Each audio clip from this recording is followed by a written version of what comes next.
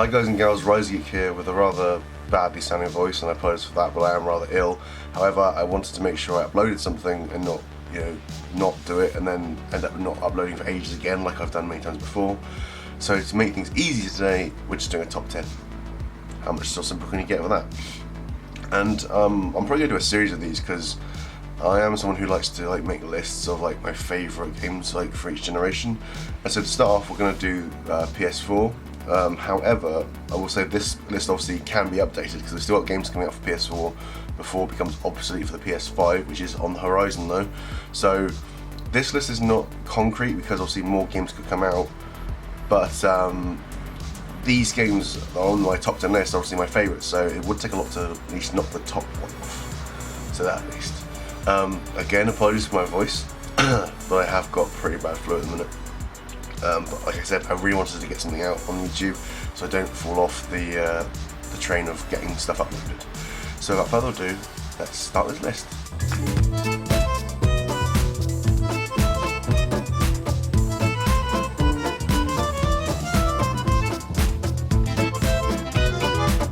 Now our first thing on the list is going to be something that gives me some sort of indie points, I guess, because it's Hellblade: Senua's Sacrifice. In some ways I felt like Hellblade: Senua's Sacrifice was made for me.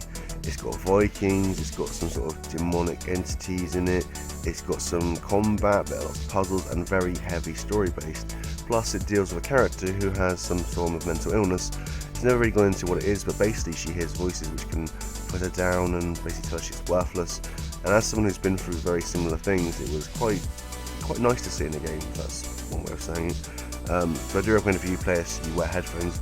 But beyond that, it was just a really well put together game. It was a lower budget game, but looked like a AAA game, and it did what it had to do. It didn't linger too long and make you feel like it was drawn out. I enjoyed every single minute of it, and despite the slight controversy where the game kind of lied to you and said that the curse she had on her body would grow with every death you had, and eventually you would lose the game, you would die and have to start from the beginning. I believe it was confirmed that that is actually a lie and it doesn't happen at all. But I'll tell you what it did do, it put me on edge throughout the whole game. I was constantly worried that maybe, just slightly, that could be true. I didn't think it was true, because why would you do that to a game? But that just slight nagging doubt kept me on edge for the entire game, making every combat encounter just that bit more tense. And for that, I have to applaud them. Senua's Sacrifice is one of the best mid-tier games we've had in such a long time, and well, that's why it's on this list. From one heavy story game to another, we have God of War, the reboot. No, it's a sequel, isn't it? I remember a lot of people saying it was a reboot before it came out, but it's actually a sequel. I know a lot of people didn't like this game because of how different it was, at least the character was different, but I gotta say, it was one of the best, at least PS4 exclusives that I played this generation. I'll admit I wasn't sure about God of War when it was announced, as just how different it seemed. We all worried that the boy was going to make the game the entire escort quest, and we thought that the change in tone was very off for a God of War game. Personally speaking, the fact that it was set in Nordic mythology was a selling point straight away for me anyway. And then it turned out when we played the game, no, that all the changes that have been made were sort of justified. There's a reason why Kratos is now not this just bulk of violence that's running around killing everything in his way, although he does do that eventually in this game anyway. And Atreus himself was very useful in combat. He never felt like an escort quest.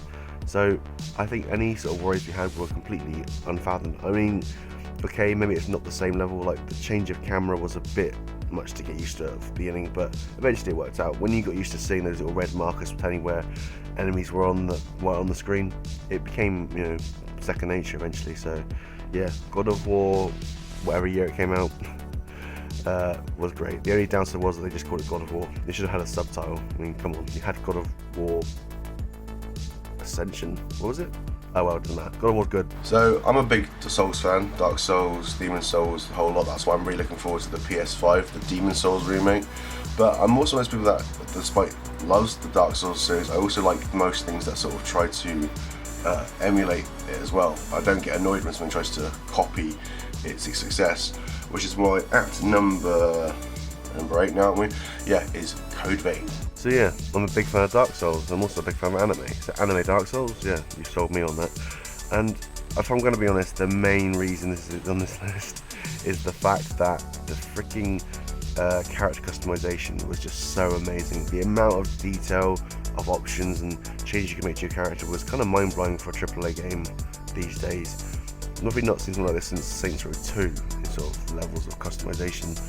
And then when you get into the game, it's what you want. It's a Souls-like that's not just a Souls-like. It has its own stuff. It adds more than just what it's copying. And I did not have a bad time playing it. I mean, it does become fairly easy on New Game Plus, I would admit, especially if you go for like straight tanky builds like I tend to anyway. So it's my fault for making it too easy.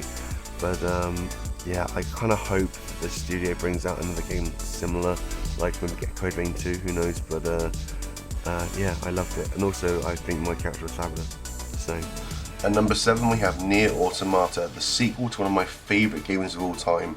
Now, I thought when Nier first came out, the original Nier, most people didn't like it or didn't hear of it, but it seems that at least over time, maybe since Automata came out, more and more people liked it. But yeah, I mean, I liked Nier so much, I convinced my girlfriend to let me name my firstborn son after it. So what you like about Platinum Games, they know how to make a bloody good combat system. Nier Automata's story may be hard to get into and even fully understand once you have finished it, but the combat alone will keep you going throughout the sort of confusing parts.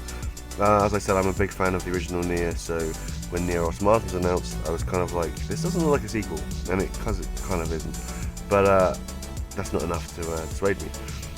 So there's an upcoming remaster of the original Nier, which I'll definitely be playing, and I kind of hope they make the combat from Nier Automata be what's going to be the remaster of Nier, or Nier Replicant version 2 point whatever it's going to be now, because that is the one thing it did better than the original, was the combat. It was a lot more like Bayonetta, like the the combos that flow into one another, the switching between weapons, and just look at it. Look how flowy and amazing the combat is. And despite the story being confusing, I really liked it. I love when games have multiple endings, and the amount there is in this game, let me tell you, there are quite a few. Basically, I think it's 36, isn't it? Something like that. Anyway. Yeah, prepare to get lost in a world where there's androids fighting robots, and yeah, there are differences between the two.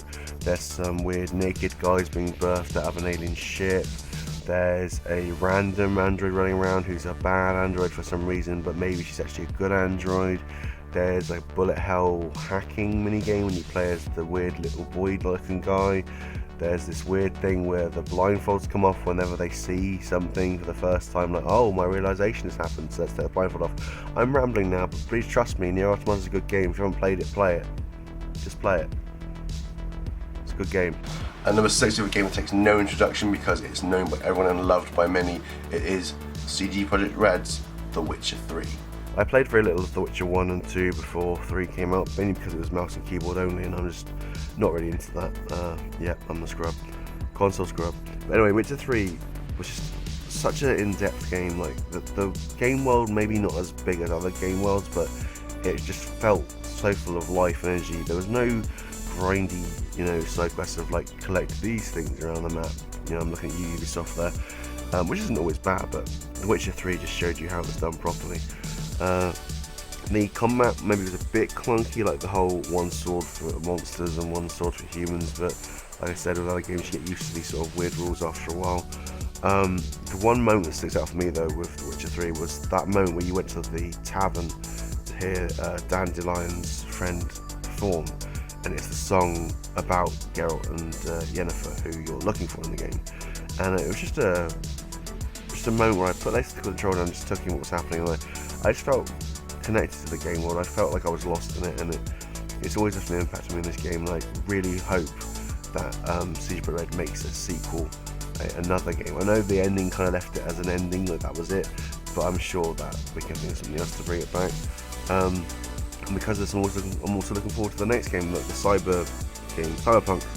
I think if they can bring to fantasy what they did with The Witcher 3, they can do that to sci-fi, then it'd be amazing. But yeah, Witcher 3 is great. If you haven't played it already, seriously do, because yeah, it's one of the best open world fantasy games we've had since probably Skyrim. At number 5 we maybe have a controversial pick, but for me this game, despite being slow paced and somewhat say boring, story was enough to just entrap me and made me want to see what happened at the end. And people say the emotional beats of the game are kind of off, but no, sorry, maybe I'm just a sucker for these things, but I am one person that can be made to cry quite easily with films and things like that. So for me, number 5 is Death Stranding, with this lovely Higgs variant cover that I got for ordering it from Amazon. Yeah, it was called a Higgs variant, but it was just this cover. People were disappointed by that as well, but it's shiny and, well, I like it. Let's get this out of the way. Yes, it's mostly walking. Yes, it's tedious. And yes, I know that's the point. And I'm one of the people that can accept that. I'm one of the people that can play those sort of jobs, games like you're trusting them and get lost in sort of mundane, repetitiveness tasks. And beyond that, I really do think the game's story was worth sticking around for. I know it's down to personal taste when you look through it, and also I know a lot of people that feel that Kojima can't write drama. I mean, entirely your opinion, but I'm an easy mark for these sort of films and games that try and make you sad, I will admit that. But spoiler warning, that moment with the character called Mama, when you have to basically sever the connection, the only connection you have with her dead child, that did get to me. I mean, you could say maybe because I'd recently become a parent myself, or maybe I was just feeling a bit emotional at that time anyway, but yeah, it really did impact me. And even the ending, I mean, to me, that did, that got to me, it really did. Death Stranding, I think, probably since Metal Gear 3 is Kojima's best work. Yeah, I will play it again. That's the thing. It's the most tedious game because of the walking. I'll admit that it is. It's supposed to be tedious, and I understand that's not enough for enough people to as an excuse. But despite the big tediousness, I will play it again. I know I will, because I just stream it up for it, and that feeling you do of accomplishment just from making a delivery, for me, it worked, and it didn't make me pay microtransactions to get more deliveries. Yeah, if I can feel accomplishment without having to pay extra money for a game I've already paid for, I'm gonna do it. Death Stranding, you may be a joke to some, but to me, it's beautiful. Alright, so number 4 spot was hard to choose. So it was going to be between this or the other one in the series on this console, but yes, it is the Resident Evil 2 remake. So it was either going to be this or Resident Evil 7, which I did enjoy a lot. However, what clinched it for me was Resident Evil 2 was a lot more horror than Resident Evil 7. Mainly because in Resident Evil 7, those they're like mold monsters, they just weren't as scary to me as, say, Mr. X or any of the standard zombies or in Resident Evil 2. So yeah, it wins for being scary. Once again, I never played the original version when it first came out on PS1. I was more of a Silent Hill person than a Resident Evil until Resident Evil 4 came out, which changed my mind. So yeah, I was looking forward to playing this Resident Evil 2 remake just based on the fact that I didn't play the original version, and it was using the Resident Evil 7 engine, which was really cool. But I was happy it went back to the third-person camera because I think I do prefer that to the first person. But yeah, basically Resident Evil 2 remake was I think it might actually be my favourite Resident Evil game now. It used to be 4, but unlike 4, which had the sort of goofy campiness that sort of unbalanced scares, Resident Evil 2 for me made zombies scary again. Obviously Mr. X is daunting as hell, but the actual, just the main zombies that have the ability to grab you and take huge chunks of your health, it does make it back to the whole survival horror thing. It's just a great system. I mean, to this point, zombies have been done so many times now that I think most of us were getting bored of them. So for a game to make them scary again, then, applause for you. I will say, however, it did feel kind of short. I mean, now that we had 3, we know how short Resident Evil game can be, but even so, I think once you've played through your first story, either as Leon or Claire, wait, is it Claire? Yeah, it's Claire, isn't it? Yeah, it's Claire, right? Or is it Jill? Either way, once you played through the first time, because a lot of the story overlaps, the bits that you have done already do kind of sort of feel like you should be rushing past them and get to the new stuff you haven't seen. So yeah, it's not the longest game, but then again, it's based off PS4 Games, so you know. But yeah, I think Resident Evil 2 was probably the best horror game I played on the old PS4, and it's stuck with me to this day. Like I said, it is kind of short, but I probably will end up playing it again around when Halloween comes around, because you know, gotta get those scares. Also, Wesker's a creepy weirdo. I've seen those photos. And number 3, we have the updated version of Persona 5, Persona 5 Royal, a game that I had to just get. I loved 5 so much that when 5 Royal was announced, I actually bought that box, the big box. I'll show you the lovely big box version of Royal, which came with some great stuff, a hardback art book, the mask, everything like that. I love it. Persona 5 was a fairly long game. Like, I do remember feeling at one point while playing the original version, and I was like, should this be ending soon? And then it just kept going. I mean, it wasn't bad that it kept going. I was enjoying it, but I just couldn't believe how long it was. So when Persona 5 Royal was announced, which added even more stuff, and I was still willing to play through the stuff I'd already seen again, I think that says quite a lot about it. I mean, it's so well written, all the characters are kind of likeable to some degree. Your character is the usual side protagonist, so it's kind of hard to have much feeling of him actually, despite you controlling him more about the other characters. And the levels of managing this game, I think in most Persona games, I've only played 4 and 5, so I can't really be sure about the rest of them, but the fact that it's, if you don't know, it's half RPG, and the other half is kind of like a school like a life simulator where you choose what to do each day and upgrade your stats and stuff. And I can get so lost in that, trying to get the perfect marks on the tests and to get all my stats to maximum before the ending comes around. It's a game that's so easy to get lost in. The combat also is really fun. Obviously, you have abilities like spells and stuff, but it's all linked to the personas the characters have. Obviously, as the main character, you can switch out personas, which you kind of have to do regularly. The Royal Edition itself, the editions were added another character to the roster of characters you can actually use. It made some of the story elements a bit more, gave more better endings to the stories and subplots, and it also added the hidden will seeds in each of the dungeons of the game. And it added enough that I was constantly wondering, is this new or was this before? So I was enjoying it. I mean, like I said, it's a long game.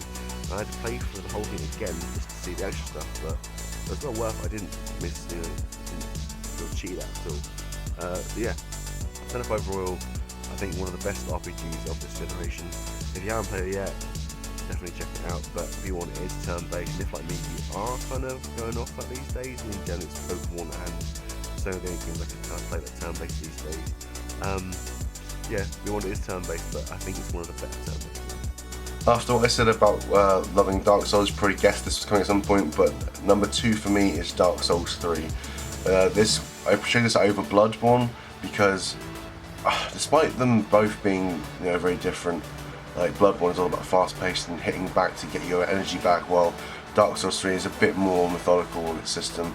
I just preferred that. And also, I think Bloodborne is the only game that actually made me angry enough to want to break something. So, although I did return to it later on to actually finish it in a calm manner, yeah, I don't think Dark Souls 3 could be anywhere else but on this list. So yeah, Dark Souls 3. I didn't like 2 very much, and 1 was amazing. And to be honest, I could have put the remaster on this list, I realise that, but I kind of saving that for another list, spoiler alert. Yeah, Dark Souls 3, I think was way better than 2, because 2, to be honest, really freaking annoyed me. I mean, Shrine of Amana, it was just, it's that area, I mean, I'm never probably going to play with 2 again. Yeah, 3, it added enough new without, being too different from the standalone formula. Obviously we had a magic bar now, which, I'll be honest, I didn't really use much, so I stuck to the sort of tanky builds I was used to. The game did kind of round off the series in a very cool way. I did like, also with the DLC actually, what was it, the Ring City, wasn't it? Yeah. I think that last fight as well, the one against Gale, was amazing fight to end off on. I do obviously hope there is more coming. I do hope there is more Dark Souls, but if not nothing else, but Dark Souls 3 was a great send-off to the series. It had your usual dragons, knights and stuff we all like, and I'm rambling just because I can't really say how much I love this game. Dark Souls to me has been a fantastic series. Like I said, 2 to me was a bit of a letdown, but I can't say I hate 2. It's just, mana was just such an arse mana. That's not funny, I know. But yeah, Dark Souls 3. If you like hard games that basically make you want to throw your controller at the wall every time you die, and you know, it's a big steep learning curve, but it's worth the payoff, and what do I know about? You know this already. Dark Souls 3 is good. It's hard, but it's good. It makes you want to kill yourself, but it's good. Dark Souls 3 is a good game. Praise the sun. Okay, so now that I think about it, I'm not sure if many people are going to agree with my choice for number 1 for best PS4 game. So, to delay that for as long as we can, here is some honourable mentions of games that didn't quite make into this list. On real special note though would be the Catherine full body version, which Catherine was a game I absolutely loved, and then I was really always annoyed that I missed the chance to get the special edition of the PS3 version. So when full body came out, I made sure I grabbed the special edition of that one as well. Just wanted to brag about my special editions really.